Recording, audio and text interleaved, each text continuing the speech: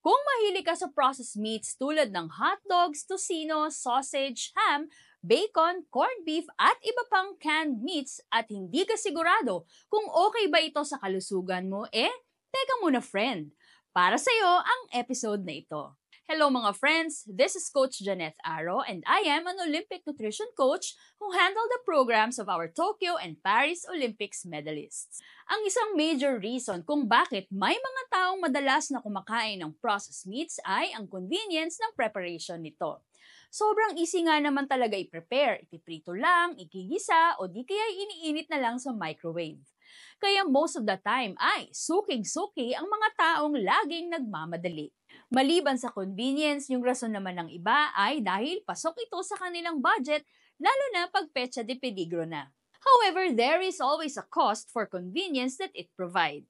Ang totoo mga friends, ang mga processed meats ay generally considered unhealthy kung ito ay madalas ninyong kakainin. Maraming mga observational studies ang nagpapakita na ang processed meats consumption ay associated with increased risks for high blood pressure, heart diseases, at bowel and stomach cancer. Obviously, ang mga processed meats ay may mga chemicals na hindi natin nakikita sa mga fresh meats. Tulad na lang ng nitrites na ginagamit as additive sa mga processed meats. Ang sodium or potassium nitrite ay idinadagdag sa mga processed meats upang mas ma-preserve ang pinkish or reddish color ng meat, mag-improve ang flavor ng meat at maiwasan ang bacterial growth to prevent food poisoning. Ngunit ang nitrites na ito ay maaaring maging harmful chemicals na nitrosamines kapag ang processed meats ay na-expose sa high heat tulad ng kapag tayo ay nagpiprito or nag-iihaw. At ayon sa WHO, ang processed meats ay classified bilang Group 1 carcinogens.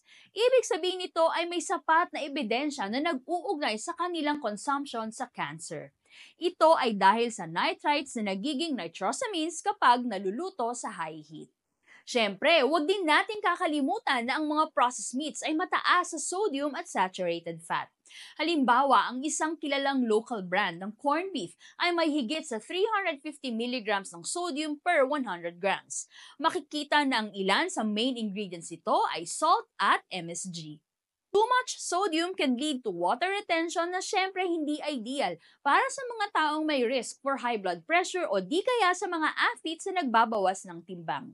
Kalimitan ay mataas din ito sa saturated fat which can lead to high cholesterol levels if sobrang dami ang intake mo. Hindi rin ideal for heart health in the long run. So as a nutritionist, ano nga ba ang recommendation ko pagdating sa pagkain ng processed meats?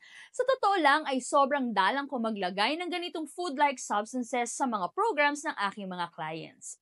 At the most ay 1 to 2 times a month. Marami na masyado yung once a week consumption at definitely hindi ko nire-recommend na kainin ito araw-araw. Kung kayo ay nagmamadali sa umaga o sabihin na natin na nagtitipid kayo ay kumain na lang kayo ng itlog, whether it's boiled, scrambled, or omelette na may kasamang gulay or cheese. Mura na, healthier option na, at quality protein pa. So ayan mga friends, sana ay nakatulong ulit kami sa inyo sa episode na ito para mas lalo kayong maging healthy. Don't forget to like and subscribe for more nutrition tips.